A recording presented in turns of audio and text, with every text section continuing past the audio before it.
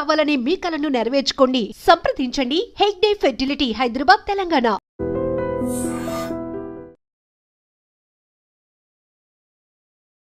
నమస్తే, welcome to I dream inside politics with Kavitha.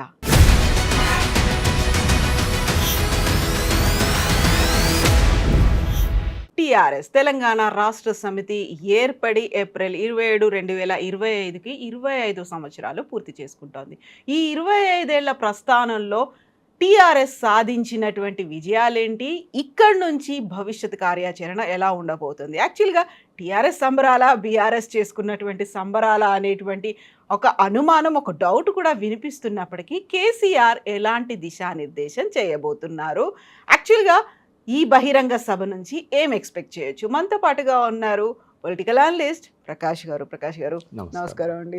So యూజువల్గానే వచ్చే ఒక ప్రైమరీ డౌట్, టీఆర్ఎస్ ఏర్పాటు చేసుకుంటున్నటువంటి బహిరంగ సభల, బీఆర్ఎస్ వేడుకల ఏంటి అసలు, యాక్చువల్గా ఏం జరగబోతోంది వరంగల్లో?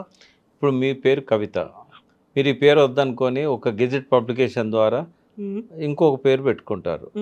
మనిషి అయితే మీరే కదా, నేనే ఉంటా. పేరు మారినంత మాత్రాన మీ బర్త్డే మారుతుందా, లేకుంటే మీ బర్త్డే సంబరాలు మార్చుకుంటారా? అసాధ్యం కాదు కదా. కాబట్టి టీఆర్ఎస్ కూడా అంతే.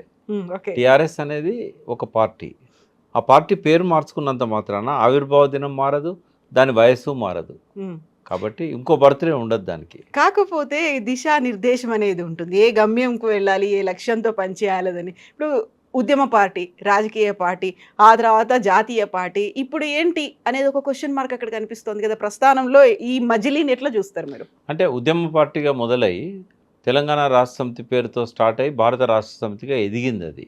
అయితే ఎదుగుదలలో కొన్ని డిఫెక్ట్స్ వచ్చాయి, మ్యానుఫ్యాక్చరింగ్ డిఫెక్ట్స్. భారత రాష్ట్ర సమితిగా పేరు ఆ రోజుల్లో ఉన్న పరిస్థితుల్లో దేశవ్యాప్తంగా మనం విస్తరించాలి, భారతదేశ నైసర్గిక భౌగోళిక పరిస్థితులను బాగా కేసీఆర్ గారు అధ్యయనం చేశారు 5-6 నెలలు చేసి, మన అవసరం దేశం మొత్తం ఉంది, తెలంగాణను మనము ప్రజల ఆకాంక్షలకు అనుగుణంగా తీర్చిదిద్దగలిగాము. ఒక 3 సంవత్సరాల ముందు నుంచి ఆయనే రెండవ టర్మ్ స్టార్ట్ అయిన తర్వాత తన పథకాల వల్ల వచ్చే ఫలితాలను పెద్ద ఎత్తున అన్ని భాషలలో, మహారాష్ట్రలో మరాఠీ భాషలో, బెంగాలీ భాషలో కలకట్టాలో, ఇట్లా ప్రతి దగ్గర కూడా, హిందీలో, నార్త్ ఇండియన్, పంజాబీలో, ఇట్లా అన్ని భాషలల్లో ఫ్రంట్ పేజీలలో యాడ్స్ వచ్చాయి గవర్నమెంట్ తరఫున, డిఐపిఆర్ తరఫున. ఆయన ఏమనుకున్నాడంటే, నా గురించి దేశమంతా కూడా పాజిటివ్ టాక్ ఉంది కాబట్టి నేను భారతదేశ వ్యాప్తంగా విస్తరిస్తే ఒక 3వ జాతీయ పార్టీ కాగలుగుతా. ఎందుకంటే ఇప్పుడు అన్నీ దెబ్బతిన్నాయి. ఒక అరవింద్ కేజ్రీవాలే కొద్దిగా పక్కకు పోయి పంజాబ్లో అధికారంలోకి రాగలిగాడు. అది కూడా కొంత ఇన్స్పిరేషన్ కావచ్చు కేసీఆర్ గారికి. ఎందుకంటే మహారాష్ట్ర నుంచి ఈ రైతు బంధు కోసం మా ఊళ్ళను తెలంగాణలో కలపండి అని చెప్పి ఒక నినాదం మొదలైంది, ధర్నాలు మొదలైనవి, బస్సులు వేసుకొని వచ్చారు, మీరు రండి మహారాష్ట్రకు అని చెప్పి. పక్కనున్న వాళ్ళు మహారాష్ట్రలో అద్భుతం జరుగుతుంది, మనం పోతే అధికారం వస్తుంది మనకని, పంజాబ్లో కదా అరవింద్ కేజ్రీవాల్కి వచ్చినట్టుగా మనకు కూడా బాగుంటుంది, ఇంకో రాష్ట్రం మనకు తోడవుతుంది, జాతీయ పార్టీ చేయాలనే ఒక ఆకాంక్ష. కానీ తొందరపాటని నాకు ఇప్పుడు అనిపించేది. ఆ రోజుల్లో ఏంటంటే నేను మాట్లాడుకున్న సందర్భాలు లేవు, కనీసము దీని మీద మీ ఒపీనియన్ ఎందుకని కూడా ఎవరు అడగలేదు బీఆర్ఎస్ నుంచి. సరే అప్పుడు అనుకున్నాం మంచే కదా, అన్నీ వాళ్ళు ఏదో ప్రయత్నాలు చేస్తున్నారు, కొంత ఉండొచ్చు, లేకుండా ఎందుకు పెడతారు జాతీయ పార్టీ, ఆంధ్రలో కానీ పక్కనున్న రాష్ట్రాల్లో కానీ కొంత చేసుకొని ఉంటారు గ్రౌండ్ వర్క్ అని అనుకున్నాం. కానీ వాస్తవంగా ఏ గ్రౌండ్ వర్క్ చేయకుండా ఒక్క మహారాష్ట్రలో వచ్చిన స్పందనను పట్టుకొని భారత రాష్ట్ర సమితిని పెట్టేశాడు.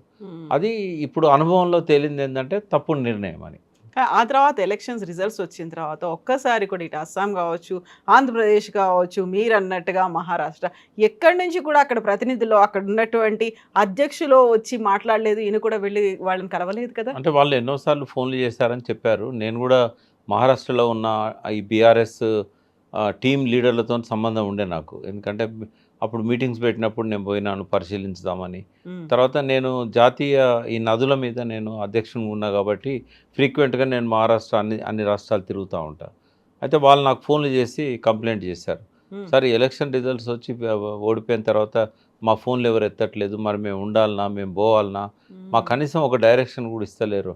అది పెద్ద తప్పమ్మా. ఇప్పుడు భారత రాష్ట్ర సమితిగా కొనసాగాలనుకుంటే వాళ్ళకు ఇక్కడ ఓడిపోయిన మరుక్షణం మహారాష్ట్ర పోయి కూర్చోవాల్సి ఉండే, అక్కడ ఎలక్షన్లకు సన్నద్ధం చేయాల్సి ఉండే, అవును. టికెట్లు ఇవ్వాల్సి ఉండే. చాలామంది నమ్మి వచ్చారు కదా, అదేం చేయకపోగా వాళ్ళకు డైరెక్షన్ ఇవ్వకపోతే మొత్తం అందరు మళ్ళీ వేరు పార్టీలలో వీళ్ళు పోటీలు చేశారు. కొందరు డిపాజిట్లు వచ్చినాయి, కొందరికి రాలేదు. సో ఎటు కాకుండా అనాథలు అయిపోయారు వాళ్ళు. అది అది ఆ రకమైన ప్రవర్తన అది ఉంది టీఆర్ఎస్లో మొదటి నుంచి కూడా. మహారాష్ట్రలో నాకు గుర్తున్నంత వరకు స్థానిక సంస్థల ఎన్నికల్లో పార్టిసిపేట్ చేశారు. ఒక గ్రామానికి సర్పంచ్ కూడా టీఆర్ఎస్ తరఫున వచ్చారు అనేది ఇప్పుడు చాలా ఘనంగా చెప్పుకున్నారు. అదొక వార్త. కానీ మంచి పునాది పడ్డదమ్మా. కేసీఆర్ గారు మామూలుగా చేయలే. ఇటు సాంగ్లీ పోయాడు, అటు ఔరంగాబాద్ పోయాడు, నాందేడు, ఇటు పక్కన మళ్ళీ నాగపూర్ పోయాడు. అంటే ఆడ కొన్నారు కదా, ఆఫీసులు కొన్నారు. అవును. అయితే కంటిన్యూ చేయాల్సి ఉండే. కనీసం మహారాష్ట్ర వరకైనా వీళ్ళని మళ్ళీ నిలబెట్టి వాళ్ళకు కొంత ఫండింగ్ ఇచ్చి అధికారికంగానే నిలబెట్టుకోవాల్సి ఉండే. బహుశా ఎప్పుడైతే ఆ ఓటమి వచ్చిందో, జనరల్గా ఓటమి వచ్చిన తర్వాత సమీక్ష చేయడం అనేది కేసీఆర్లో ఉండదు, ఆయన ఆలోచనలలో అది ఉండదు. ఆయనకాయనే అనుకుంటాడు కారణాలు ఏంటని, దగ్గర వాళ్ళతో మాట్లాడుకుంటాడు, ఎంక్వైరీ చేయండి అని తెలుసుకోమని చెప్తాడు, ఇంకా దాన్ని వదిలేస్తాడు అంతటితోని. సో అది ఆ రకంగా మహారాష్ట్ర అనాథైపోయింది. ఇంకా తర్వాత కాలంలో ఆయన ఎక్కువగా విస్తరించడానికి చేసిన ప్రయత్నాలు ఏమీ లేవు.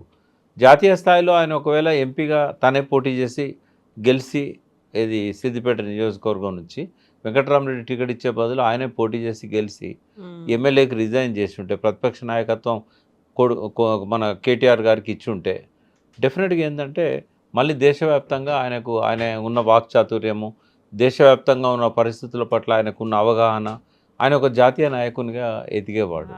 బట్ రాష్ట్రంలో అధికారం కోల్పోయినప్పుడు లాలూ ప్రసాద్ కానీ, మమతా బెనర్జీ కానీ, మన మాయావతి కానీ, మమత కానీ, తర్వాత ములాయం సింగ్ యాదవ్ కానీ, వాళ్ళందరూ పార్లమెంట్కి వచ్చి పార్లమెంట్ ద్వారా మళ్ళీ వాళ్ళ ప్రతిభను చాటుకున్నారు. బట్ అది తీసుకోలేదు కేసీఆర్ గారు. నేను కూడా ఎన్నోసార్లు మీడియాలో చెప్పాను, ఆయన అసెంబ్లీలో ఉండొద్దు, రేవంత్ రెడ్డి అసెంబ్లీలో, ఆయన పార్లమెంట్కి పోవాలి, జాతీయ నాయకుడు కావాలని చెప్పాం. బట్ ఎందుకో ఆయన విముఖత చూపెట్టిండు. గెలిచేవాడు, ఆయన నిలబడితే ఖచ్చితంగా గెలిచేవాడు. ఇప్పటికి కూడా జాతీయ నాయకుడు అవ్వాలి అనేది ఉందా? ఒకప్పుడు ప్రధానమంత్రి క్యాండిడేట్గా ప్రొజెక్ట్ అయ్యారు, అలాంటి నినాదాలు, ప్రచారాలు ఇవన్నీ కూడా జరిగాయి. ఆ తర్వాత ఇక్కడ తెలంగాణలో ఏవైతే అమల్లో ఉన్నటువంటి పథకాలు ఉన్నాయో వీటిని రోల్ మోడల్గా తీసుకుందాం, దేశవ్యాప్తంగా ప్రవేశపెడదాం. రైతు బంధు కావచ్చు, దళిత బంధు కావచ్చు, ఆ తర్వాత ఇక్కడ అందిస్తున్నటువంటి విద్యుత్తు కావచ్చు, ఇలా రెప్పపాట్లో కూడా పోదు, ఇదంతా ప్రతి చోట కావాలి, రైతులకు మనం ఫ్రెండ్లీగా ఉండాలి, ఇలాంటి అట్మాస్ఫియర్ అక్కడ దేశవ్యాప్తంగా క్రియేట్ చేస్తామని అంత పెద్ద ఎత్తున ప్రచారాలు బహిరంగ సభల్లో చెప్పిన తర్వాత ఒక్కసారి సైలెంట్గా అయిపోయారు. అదే ఒక్క ఓటమితో నిరుత్సాహపడకూడదు. బట్ ఆయన స్వభావం అది, మనం ఏం చేస్తాం. ఆయన చాలాసార్లు ఆటుపోట్లకు గురైనప్పుడు కూడా ఇటువంటి పరిస్థితే. ఆయన తెలంగాణలో 2008లో ఉప ఎన్నికల్లో 9 మంది ఎమ్మెల్యేలు, 2 ఎంపీలు ఓడిపోగానే అధ్యక్ష పదవికి రాజీనామా చేశాడు. 2-3 రోజులు పట్టింది మళ్ళీ ఆయనను జయశంకర్ లాంటి వాళ్ళు, హరీష్, కేటీఆర్ వీళ్ళంతా ఇంకెవరికి ఇచ్చినా మళ్ళీ ఇది నడవదు, తెలంగాణ రాదు, మీరే ఉండాలి అని మాలాంటి వాళ్ళని కూడా అప్పీల్ చేశాం. బట్ ఆయన లోపల అది ఉంది కొంచెం, ఆ రకమైన ఆలోచనలు వస్తుంటాయి ఆయనకు. ఇంకా మళ్ళీ నాకు తెలిసి ఇవాళ మనం మాట్లాడుకుంటే కనుక జాతీయ స్థాయిలో ఆయన నాయకత్వం అవసరం అనే దానిలో నాకు ఎటువంటి సందేహం లేదు. సమకాలీన భారతదేశ రాజకీయాల్లో ప్రజల పట్ల ప్రేమ కావచ్చు, సమస్యల పట్ల ఒక అవగాహన కావచ్చు, పరిష్కార మార్గాల పట్ల ఒక దృష్టి కావచ్చు, ఆయనకున్నట్టు ఎవ్వరికీ లేదు. మోడీకి లేదు, రాహుల్ గాంధీకి లేదు, ఇంకెవరికి లేదు. ఆయన అవసరం చాలా ఉందనే సరే భారత రాష్ట్ర సమితి పెడుతున్నాడని సంతోషంగా అందరం కూడా దాన్ని సమర్థించినాం. అది కొనసాగించే పరిస్థితి ఆయన కనబడలేదు. ఇప్పుడు వెనక్కి తగ్గారు. కనీసం జాతీయ స్థాయిలో గొంతు అన్న వినిపించాలి. ఇప్పుడు ఏం చేస్తారు? ఇప్పుడు ఎంపీలు కూడా లేరు, ఉన్నటువంటి రాజ్యసభలో 3-4 ఉన్నారు, అంతకు మించి అక్కడ వాయిస్ అనేది వినిపిస్తుంది. మీరు చెప్పినట్టుగా డిఫరెంట్ రాష్ట్రాల్లో ప్రాంతీయ పార్టీలు ఉన్నారు, వాటికి అధ్యక్షులు ఉన్నారు, చాలా బలంగా వాయిస్ వినిపిస్తున్నారు, పోరాడుతున్నారు. టీఆర్ఎస్ జాతీయ స్థాయిలో పోరాటం చేస్తుందా అంటే? జాతీయ స్థాయిలో పోరాటం చేయడానికి లోక్సభలో ఎవరూ లేరు. లోక్సభ వాయిసే ప్రధానంగా వస్తుంది మనకు. అవును. రాజ్యసభలో ఉన్నారు, వాళ్ళు మాట్లాడుతున్నారు, సమస్యల మీద మాట్లాడుతున్నారు, వాళ్ళకు అవకాశం కూడా ఇస్తున్నారు. నిన్న చూడండి మీరు, ఒక్క ఎమ్మెల్యే ఉన్న మజ్లిస్ అతన్నేమో అఖిలపక్షాన్ని పిలిచారు, 4 రాజ్యసభ మెంబర్స్ ఉన్న టీఆర్ఎస్ను పిలవలేదు. దీనిలో అఖిలపక్షం పిలిచినప్పుడు 5 ఉన్న పార్టీకి అవకాశం ఇస్తారు. 4 ఉన్నారు కదా, మరి ఓవైసీకి ఎందుకు ఇచ్చినట్టు, వాళ్ళకి ఎందుకు అన్నట్టు? సరే పక్కకు పెట్టేస్తున్నారు వాళ్ళు. అక్కడ ముస్లిం వాయిస్ కావాలి అనుకున్నారేమో. అట్లా చూడొద్దు కదా, పార్టీ అన్నప్పుడు పార్టీ. మరి ఆయన పిలిచినప్పుడు వాళ్ళని కూడా పిలవాల్సి ఉండే. వాళ్ళు ఏమన్నా వ్యతిరేకిస్తానులా? బ్లాంక్ చెక్ ఇచ్చారు. మోడీ గారు తీసుకునే ఏ చర్యనైనా మేము సమర్థిస్తాం, అఖిలపక్షంలో నిర్ణయం అయ్యే ఏ అంశాన్నైనా మేము సమర్థిస్తామని చెప్పారు. అంటే పిలవాల్సి ఉండే మర్యాద కోసం. కొన్ని రూల్స్ అప్పుడప్పుడు ఎట్లయితే ఓవైసీ కోసం ఎగ్జామ్ చేశారో బీఆర్ఎస్ కోసం కూడా చేయాల్సి ఉండే. ఇప్పటికైనా అమ్మ, రేపు రాజ్యసభకి ఏమన్నా, ఇప్పుడు సురేష్ రెడ్డి గారిది అయిపోతున్నది, అట్లాంటి అవకాశం వచ్చినప్పుడు కేసీఆర్ గారు ఖచ్చితంగా రాజ్యసభ ద్వారానైనా జాతీయ స్థాయికి వెళ్ళాలి. ఈ రోజు తిట్లు తినుకుంటా రేవంత్ రెడ్డి అసెంబ్లీలో ఉండాల్సిన అవసరం లేదు కేసీఆర్ గారికి. ఇప్పుడు అలాంటి అనౌన్స్మెంట్ కానీ కనీసం అలాంటి ఆలోచన ఏదైనా చేస్తున్నారా? నేను మళ్ళీ జాతీయ రాజకీయాల్లోకి వెళ్ళాలి, ఢిల్లీ ఆయనే కాదు, చక్రం తిప్పకపోయినా పర్లేదు, అందరినీ వాయిస్ ఉండాలి కదా, వాయిస్ ఉండాలి కదా. అటువంటిది ఏం కనబడతలేదు. మెదక్లోనే ఆయన, మన సిద్దిపేట నుంచే వెంకటరామరెడ్డి బదులు ఆయనే ఉంటే కనుక అవకాశం వచ్చేది. ఇప్పటికైనా రాజ్యసభ పోవడం మంచిదని నాలాంటి వాడి అభిప్రాయం. రెండవది, ఇప్పుడు సభలో చాలామంది చాలా ఎక్స్పెక్ట్ చేస్తున్నారు. అయితే టీఆర్ఎస్కు కలిగే ప్రయోజనం ఏంది అనే దాని మీద మాట్లాడదాం. సరే, నేనైతే టీఆర్ఎస్ అనే చెప్తుంటా, అది బీఆర్ఎస్ అయినా కూడా ఎప్పుడు కూడా నాకు మీరు ఆ వ్యవస్థాపక దాంట్లో మెంబర్గా ఉన్నారు, బీఆర్ఎస్ దాంట్లో మీ ప్రాతినిధ్యం పెద్దగా లేదు కాబట్టి జీరో. అయితే టీఆర్ఎస్ బీఆర్ఎస్ అయినా ఇవాళ ఈ సభ వాళ్ళకి చాలా అవసరం. ఎందుకు అవసరము అని అంటే, పార్లమెంట్ ఎలక్షన్లో 0 అయింది, ఓట్ల శాతం కూడా 15 పడిపోయింది, పర్ఫార్మెన్స్ కూడా బాగాలేదు అస్సలు. కాబట్టి పార్టీ లేదిగా, కేసీఆర్దేం నడవదు, రేవంత్ రెడ్డి అన్నట్టుగా ఇంకా తుడిచి పెడతాను, అడుగుజాడలు దుడిపేస్తాను, అది కేసీఆర్ అనేవాడికి ఇంకా భవిష్యత్తు లేదు, ఇట్లాంటి మాటలు చాలా విన్నాం మనం. బట్ అది తప్పు అనేది ఈ సమాజానికి ఒక సందేశం ఈ సభ ద్వారా ఇవ్వబోతున్నారు. ఒకటి, జన ప్రదర్శన. నేను ఖచ్చితంగా నమ్ముతున్నా, గతంలో పెద్ద బహిరంగ సభలన్నీ నేను చూశాను 25 సంవత్సరాల్లో. అన్నిటికంటే ఇది గొప్పగా ఉంటుందని నేను నమ్ముతున్నా. ఆ ఏర్పాట్లు కూడా అట్లాగే ఉన్నాయి. రెండవది ఏంటంటే, ఎప్పుడు ఎండలనే జరిగేది. ఏప్రిల్ 27 ఎప్పుడు ఎండాకాలమే, ఎండాకాలమే కదా ఏప్రిల్ 27. కాకపోతే డే ఎర్లీగా స్టార్ట్ అయ్యేది, నైట్ వరకు కంటిన్యూ అయ్యేది. రేపు మాత్రం అలా ఉండదు. రేపు 6 o'clock స్టార్ట్ అవుతుంది, 8 o'clock కల్లా ఎవరు మాట్లాడరమ్మా. కళాకారులు పాటలు పాడతారు. ఆయన వచ్చే ముందు ఆ జిల్లా, వరంగల్ జిల్లాలో పెడుతున్నాం కాబట్టి జిల్లా అధ్యక్షులు ఎవరన్నా ఉంటే ఆయన ఒక్కడు మాట్లాడతాడు, ఆయన పిలుస్తాడు, 2 నిమిషాలు మాట్లాడి ఆయన పిలుస్తాడు, ఆయనకు మైక్ ఇచ్చేస్తారు. కాబట్టి ఇంకెవరు మాట్లాడరు, మూడో వ్యక్తి మాట్లాడాడు. 2-3 గంటల నుంచి రసమయ్య బాలకృష్ణ టీం అంతా పాటలు పాడుతూ ఉంటుంది. మళ్ళీ ఒకసారి ఎండ దెబ్బ గురించి వాళ్ళు ఆలోచించకుండా వాళ్ళ ఆలోచనలను పాటల దిక్కు మలుపుకుంటాడు కొంతవరకు. బట్ జనం అయితే వస్తారు. 4 వరకు 5 వరకు పలచపలచగా ఉన్నా కూడా 6 వరకు మొత్తం 1200 ఎకరాలు నిండిపోతుంది. ఏం అనుమానం లేదు, 10 లక్షల కంటే ఎక్కువే వస్తారు తప్ప తక్కువ రారు. ఇది కౌంట్ 10 లక్షలు వస్తే దాన్ని 25 లక్షలని కూడా చెప్పొచ్చు, ఏముండదు దానికి. కాబట్టి రేపు సభ బాగా సక్సెస్ అవుతుంది. ఒక ఇతర పార్టీలకు ఒక మెసేజ్ కూడా పోతుంది. గోడ దునకాలనుకున్న వాళ్ళు ఇటు దిక్కే దునుకుతారు, ఇక అటు దునకరు. గోడ మీద ఉన్న వాళ్ళు ఎవరన్నా ఉంటే ఇటు దునుకుతారు. తర్వాత అటు పోయిన వాళ్ళు కూడా ఇంకా లాభం లేదు, మన భవిష్యత్తు టీఆర్ఎస్తోనే ఉంటే బాగుంటుందని చెప్పి కృష్ణమోహన్ రెడ్డి గారు స్టేట్మెంట్ ఇచ్చినట్టు, నేను ఇక్కడనే ఉన్నా, నేను అక్కడ లేను అని చెప్పుకుంటారు.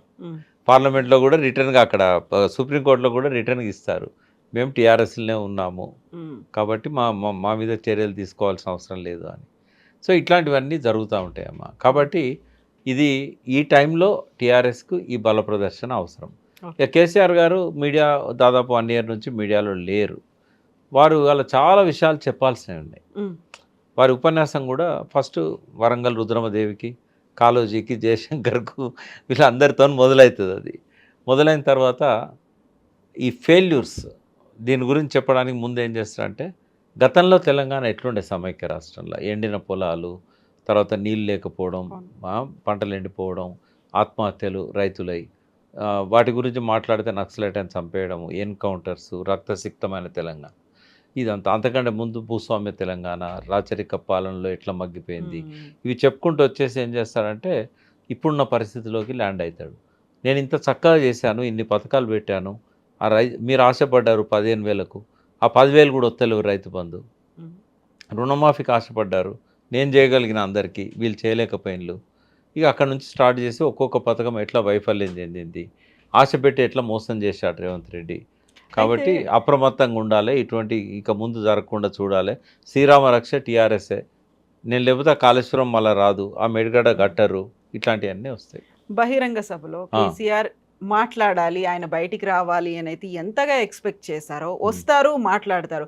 మాట్లాడిన తర్వాత కేసీఆర్ అదే ఊపిని కంటిన్యూ చేస్తారా? మళ్ళీ ప్రజల్లో కలుస్తూ ఉంటారా? తిరుగుతారా? రెగ్యులర్గా వాళ్ళతో ఇంటరాక్ట్ అవుతారా? టచ్లో ఉంటారా? ఇలాంటివన్నీ కూడా కార్యకర్తలు ఎక్స్పెక్ట్ చేస్తూ ఉంటారు కదా. ఏప్రిల్ 27 ఆ రోజు బహిరంగ సభ మాట్లాడారు, వెళ్ళిపోయారు, మళ్ళీ ఫామ్ హౌస్కు పరిమితమయ్యారు. దీన్ని యాక్సెప్ట్ చేయరు కదా మళ్ళీ. నాకు తెలిసి ఇంత ముందులాగా ఉండడం ఆయన ఖచ్చితంగా జిల్లాల పర్యటనలు పెట్టుకుంటాడు. అసెంబ్లీలో కూర్చోకపోవచ్చు, అవసరం కూడా లేదు వాస్తవంగా చెప్పాలంటే. అసెంబ్లీలో ప్రతిపక్ష నాయకుని ఉన్నా కూడా ఆ హాజరు కోసం అప్పుడప్పుడు వచ్చి సంతకాలు పెట్టిపోతాడు తప్ప అక్కడేం కూర్చోడు. అక్కడంతా నడిపించేది కేటీఆర్ గారు, ఇతర ఎమ్మెల్యేలే ఉంటారు.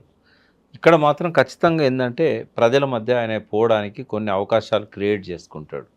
క్రియేట్ చేసుకొని పోయినప్పుడు అక్కడ నాయకులను కలుస్తాడు, అక్కడ ప్రజలను కలుస్తాడు, తన మీద ఉన్న అపవాదం తొలగించుకుంటాడు. తన ఫామ్ హౌస్ని ఇక మనం ఫామ్ హౌస్ అనాల్సిన అవసరం లేదు, ఎందుకంటే ఆయన ఇల్లే అది. ఇప్పుడు ఆయన వేరే ఇల్లు లేదు. నందినగర్లో ఉన్న చిన్న ఇల్లు, చిన్న సందు, సెక్యూరిటీ ల్యాబ్సెస్ ఉంటాయి ఆడ.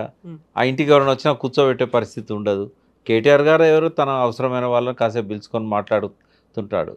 కాబట్టి ఆయన విశాలమైన స్థలము ఆ ఇల్లే. ఇంకా అది కూడా సిటీ కలిసిపోతూ ఉంది. ఇప్పుడు అది ఏపాడు దూరంలో ఉంది. గంట సేపట్లో ఆయన సికింద్రాబాద్కు బంజారాహిల్స్ రాగలుగుతాడు, గంట బావులో. కాబట్టి అదే ఇక ఆయన ఫామ్ హౌస్ అయినా అదే. ఇంకోటి ఏంటంటే మానసికంగా ఒత్తిడి ఉన్న వాళ్ళకి ఎవరికైనా కొంత ఆహ్లాదకరమైన పరిస్థితి ఉండాలి. సిటీలో అటువంటి పరిస్థితి ఉండదు. ఎక్కడ చూసినా కూడా పంటలు, చెట్లు, అక్కడ పశువులు, తర్వాత మనుషులు, ఫామ్లో పనిచేసే వాళ్ళు, ఇదంతా కూడా ఒక మనిషికి ఆహ్లాదాన్ని ఇచ్చేది. రెండవది ఆయనకి ఇష్టమైన ప్రొఫెషన్ అది. కాబట్టి ఆయన అక్కడ ఉండడమే శ్రేయస్కరం. ఆయన ఆరోగ్యానికైనా ఒక మంచి డిసిషన్ తీసుకోవాలంటే కూడా, మైండ్ బ్యాలెన్స్ ఉండాలంటే కూడా అది అవసరం అన్నట్టు. ఆ రకమైన పరిస్థితులు ఉండాల్సిన అవసరం ఉంది. కాబట్టి ఫామ్ హౌస్లో ఉంటాడని బ్లేమ్ చేయాల్సిన అవసరం లేదు. ప్రతిపక్ష నాయకుడైనా, ముఖ్యమంత్రి అయినా ఎక్కడున్నా వాళ్ళ బాధ్యత వాళ్ళకు ఉంటుంది. ఆయన బయటికి రాకపోయినా వీళ్ళతో నడిపిస్తూ ఉంటారు. ఇప్పుడు ప్రశాంతత, ఆహ్లాదకరమైనటువంటి వాతావరణం, వీటన్నిటితో పాటుగా కేసీఆర్ రెజ్యూనేట్ అయ్యారా లేదా అనేది కూడా వస్తుంది కదా. సో అలాంటి కేసీఆర్, గతంలో కనిపించినటువంటి కేసీఆర్ మళ్ళీ కనిపించబోతున్నారా? యాక్చువల్గా ఎక్స్పెక్ట్ చేసేది ఇదే కదా. అదే ఎక్స్పెక్ట్ చేస్తారు. సరే, నాయకుల కంటే ఆయన అప్పుడప్పుడు కలుస్తాడు, మాట్లాడతాడు. కానీ ప్రజల్లో కొన్ని సందేహాలు ఉంటాయి. అప్పట్లానే ఉన్నాడా ఆయన, ఆరోగ్యం బాగుందా, వీళ్ళందరూ అంటున్నట్టు టీఆర్ఎస్ లేదా, ఆయన ముఖంలో ఆ సంతోషం ఉందా, ఇవన్నీ ప్రజల్లో ఉంటాయి. వాటికి సమాధానంగా రేపు ఆయన స్టేజ్ మీదకి వచ్చి ఆయన ఎంత ఉత్సాహంగా మాట్లాడుతున్నాడు, ఆయన లోపల ఎంత ఎమోషన్ ఉంది, పంచులు వస్తాయా అని మీరు వెళ్తున్నారా? నాకు వచ్చిందమ్మా పాస్. మొన్న మీతో మాట్లాడేటప్పుడు నేనేమన్నా అంటే నేను చెప్పాను, ఏమో ఇప్పుడు మేము గుర్తుంటామో లేదో, ఎందుకంటే ఉద్యమ కాలం నాటి వాళ్ళం కదా, ఈ బీఆర్ఎస్ పెట్టినాడు కూడా మమ్మల్ని విలువలేదని కూడా చెప్పాను నేను. బట్ వాళ్ళే ఆఫీస్ ఇన్ఛార్జ్ ఎవరైతే ఉన్నారో మాజీ రాజ్యసభ సభ్యులు చంద్రశేఖర్ రెడ్డి గారు, ఆయన నాకు రాత్రి ఫోన్ చేశారు. పాస్ కూడా నా చేతికి వచ్చింది, కార్ పాస్తో సహా వచ్చింది. నాకు ఎటువంటి ఆక్షేపణ లేదు. ఒక అబ్జర్వర్గా నేను ఆ సభలో ఉంటాను. నేను అడిగా, మరి నేను పార్టీ ఫ్రేమ్లో లేను కదా, మీరు నేను డాష్ మీద రావచ్చా అని అడిగా. అంటే తెలంగాణ తెచ్చిన వ్యక్తులుగా మిమ్మల్ని మేము గౌరవించుకుంటాము, మొదటి నుంచి ఆ వాదంతో ఉండి తీసుకురావడంలో మీరు పార్టీ ఆవిర్భావంలో ఉన్నారు కాబట్టి చాలా కాలం దానికోసం పనిచేస్తున్నారు, ఇప్పటికి పనిచేస్తున్నారు. కాబట్టి పార్టీలో ఉన్న వాళ్ళే కాదు కదా, మీలాంటి వాళ్ళు కూడా మాకు అవసరము అని చెప్పి ఆయన చెప్పారు. కాబట్టి నాకు ఎటువంటి ఇది లేదు, నేను ఖచ్చితంగా వెళ్తాను. కేసీఆర్ గారిని కూడా డాష్ మీద కలుస్తాను.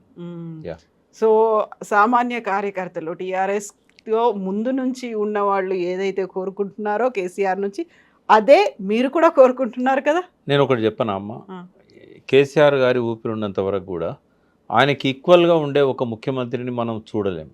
Okay, is a creator. పడి లేచిన కడలి తరంగం ఆయనే. ఒక కవి అంటాడు కదా, పడ్డందుకు కాదు నా అభినందన, లేచినందుకు అని. ఎన్ని ఆటుపోట్లను ఎదుర్కొన్నాడు. ఆ సమయంలో మేమంతా ఎమ్మడే ఉన్నాం కదా.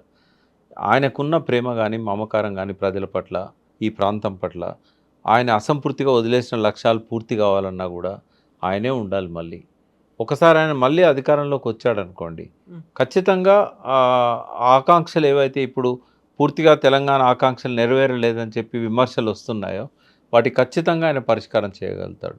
ఇంకోటి, ఆయనతో ఈ 25 ఏళ్ళ స్నేహం ఏదైతే ఉన్నదో, అందరికి 25, నాకు 26 ఏళ్ళు, అంతకంటే ఒక సంవత్సరం ముందు నుంచి ఆయనతో ఉన్నాం కదా. ఖచ్చితంగా ఆయనకు ఆల్టర్నేటివ్ ఎవరు లేరు. ఆయన ఆధ్వర్యంలోనే తెలంగాణ బంగారు తెలంగాణ కావాలని కోరుకుంటాం. కాబట్టి డెఫినెట్గా ఆయన మళ్ళీ వస్తాడు. కాకపోతే ఛాలెంజెస్ అయితే ఉన్నాయమ్మా. వాళ్ళు వాటిని సీరియస్గా తీసుకోవట్లేదు. ఛాలెంజెస్ రెండు వైపుల నుంచి ఉంటాయి.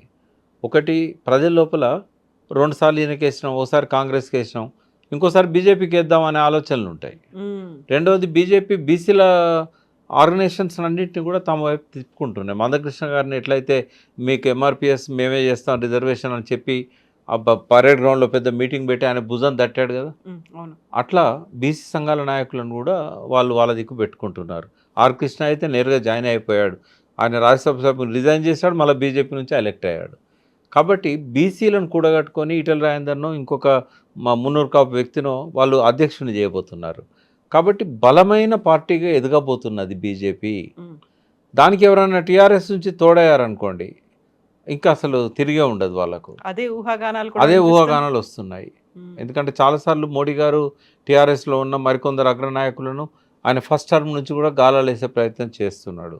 కాబట్టి టీఆర్ఎస్ ఒక అగ్రనేతగా కేసీఆర్ గారు కానీ, దాని వర్కింగ్ ప్రెసిడెంట్గా కేటీఆర్ గారు కానీ ఎవరిని కూడా పక్కకు పెట్టద్దు. అందరినీ చేయాలి. ఎందుకంటే అది ఎవరికి నష్టం? వాళ్ళకే నష్టం.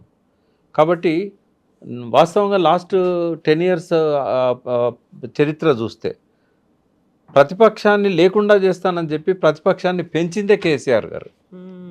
అంటే ఒకటి ఉంటుందమ్మా, లా ఆఫ్ అట్రాక్షన్ అని ఉంటుంది, ఎన్నోసార్లు చెప్పాను.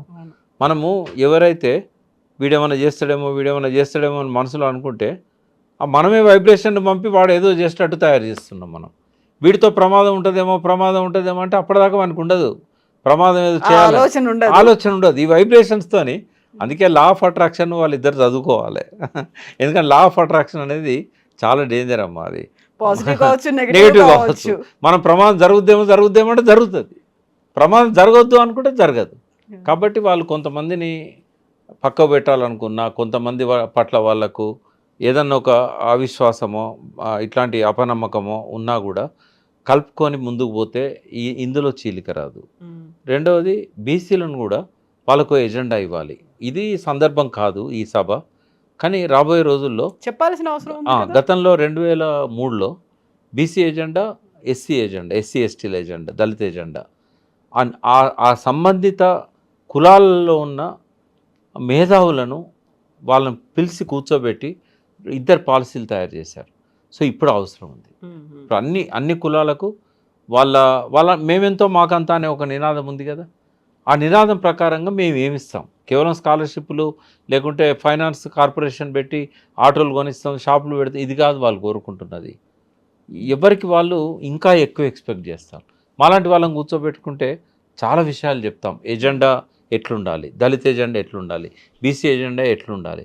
ఎందుకంటే గ్రౌండ్ నుంచి అందరితో సంబంధాలు ఉన్న వ్యక్తులుగా వాళ్ళు ఏం కోరుకుంటున్నారో మాకు తెలుస్తుంది. వాళ్ళు ఆయన దగ్గర పోలేరు, చెప్పలేరు. మధ్యలో ఉన్న వాళ్ళకి అవసరం లేదు, వాళ్ళు పట్టించుకోరు. టికెట్ ఇస్తే దాన్ని మేము గెలుస్తాం అనుకుంటారు, లేకుంటే మా దగ్గర నోట్లోనే మేము గెలుస్తామని అనుకుంటారు. కానీ ఆ కన్సర్న్ ఉద్యమంలో పాల్గొన్న నాకు ఉంటుంది, నిరంజన్ రెడ్డికి ఉంటుంది, కేటీఆర్కి ఉంటుంది, కవితకు ఉంటుంది, జగదీశ్వర్ రెడ్డికి ఉంటుంది, ఆ పార్టీలో మొదటి నుంచి ఉద్యమంలో ఉన్న వాళ్ళకు బాలక సుమన్కి ఉంటుంది, దాదర్ కిషోర్కి ఉంటుంది. ఆ మమకారం, ఆ ప్రేమ, ఆ ఉద్యమంతో మాతో పాటు కలిసి వచ్చిన వాళ్ళకు ఉంటుంది. కాబట్టి మాలాంటి వాళ్ళను కూర్చోబెట్టుకొని తెలంగాణకి ఇంకేం చేయాలి, ఎందుకు అసంతృప్తి ఉంది హరగోపాల్ గారికి, కోదండరామ్ గారికి, వీళ్ళందరికీ ఎందుకు అసంతృప్తి ఉంది? మొన్న మీటింగ్లో చెప్పారు మా ఆకాంక్షలు నెరవేరలేదు అని. ఎందుకు నెరవేరలేదు? బి నరసింహారావు గారు గర్వించదగ్గ బిడ్డ తెలంగాణకు. ఆయన ఎందుకు ప్రజాస్వామ్యం లేదన్నాడు 9.5 yearsలో. ఎన్కౌంటర్స్ లేవు, ఒకటే ఎన్కౌంటర్, అది కూడా కేసీఆర్ భారతదేశంలో లేనప్పుడు జరిగింది, వచ్చినాక ఆపేశాడు. మరి 9 ఏళ్ళు ఒక్క ఎన్కౌంటర్, బూడక ఎన్కౌంటర్ లేదు, రియల్ ఎన్కౌంటర్ లేదు, మరి ఎందుకు ప్రజాస్వామ్యం లేదన్నాడు ఆయనే. ఇట్లాంటివన్నీ కూడా చర్చించి ఒక అద్భుతమైన పాలనను అందించాలని అనుకుంటాం. అయితే బీజేపీ నుంచి వచ్చే ప్రమాదాన్ని నివారించాలంటే ఈ ఎజెండాలన్నీ ఓ సంవత్సరం లోపు తయారు కావాలి, అందరికీ అందాలి, మేము సిద్ధమని ప్రకటించాలి. ఇప్పుడు ఒక చూచాయగా దానికి సంబంధించిన ఒక ప్రకటన ఖచ్చితంగా ఆయన స్పీచ్లో రావాలి. ఎవరికి వాళ్లకు మేమెంతో మాకంతా అనే బీసీలలో ఒక ఆవేదన ఉంది, కులగణన సరిగా జరగలేదు, మేమున్నాం, మేము మళ్ళీ వచ్చినప్పుడు తప్పకుండా లోటుపాట్లను సవరించుకుంటాం, మంచి పాలన, సుపరిపాలనను మీకు అందిస్తామనే ఒక సందేశాన్ని మాత్రం ఇవ్వాల్సిన అవసరం ఉంటుంది. ఎస్ ప్రకాష్ గారు, thank you Thank so you. Much అండి, థ్యాంక్ యూ.